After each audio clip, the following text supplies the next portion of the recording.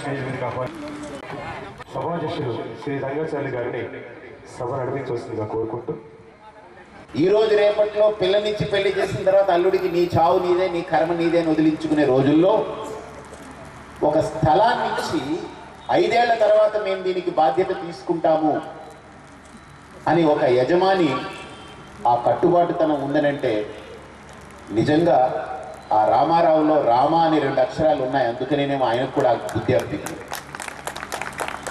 చాలా గొప్ప విషయం. ఆయన సంస్థల్లో ఎన్నో కార్యక్రమాలు. అలాగనే ఒక స్థలం కొంటే దానికి నామినల్గా కొంత డబ్బు, లీగల్కి కొంత డబ్బు కడితే, న్యాయ సలహాలకి సంప్రదింపులకి ఏడాదికి కొద్దిగా డబ్బు కడితే ప్రతి నెల వాళ్ళ స్థలం యొక్క ఫోటో తీసి దానికి ఎంత రేటు పెరుగుతుందో దాన్ని వాళ్ళందరికీ తెలియచెప్తూ, అంటే నాకు అనిపించింది కడుపులో పడ్డ బిడ్డని తల్లి 9 నెలలు ఎలా కాపాడుకుంటుందో తమ ఖాతాదారులు తమ దగ్గర కొన్న స్థలాన్ని వాళ్ళు గుండెల్లో పెట్టుకుని, చేతుల్లో పెట్టుకుని, కనుబొమ్మల్లో పెట్టుకుని అలా కాపాడుతున్నారని అంటే అది నిజమైనటువంటి వ్యాపారవేత్తకు ఉండవలసినటువంటి ధార్మికమైన లక్ష్యం.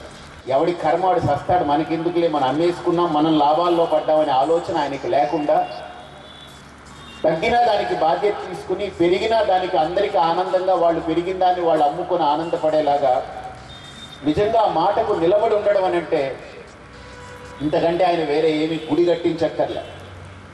ఇది నిజంగా గుడి కడితే ఒక దేవుడికి పూజ చేస్తాం, కానీ ఈరోజు ఆయన దగ్గర ఉన్న ఖాతాదారులందరినీ ఆయన దేవుడిగా భావిస్తున్నాడు అనడానికి కారణం ఈ ఒక్క సేవ చాలు. సమాజాన్ని ఒక దేవాలయంగా భావించి తమ దగ్గరకు వచ్చే ఖాతాదారుని దేవుళ్ళుగా భావిస్తే స్వచ్ఛ భారత్ వేరే ఏం అక్కర్లేదు, అదే స్వచ్ఛ భారత్ అయితే. స్వచ్ఛ భారత్ అని మోడీ గారు డిక్లేర్ చేయగానే నాకు ఒక నవ్వు వచ్చింది.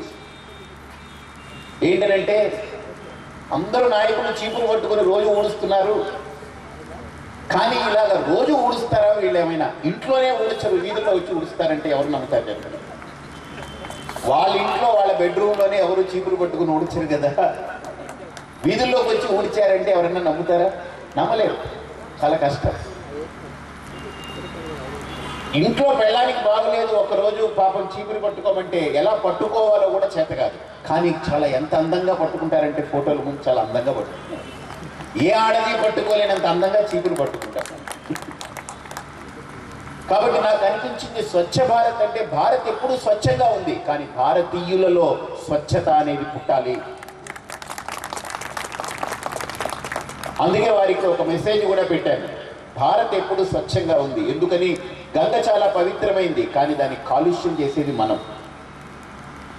భూమి చాలా మంచిది, దాన్ని కాలుష్యం చేసేది మనం. గాలి చాలా మంచిది, దాన్ని కాలుష్యం చేసేది మనం.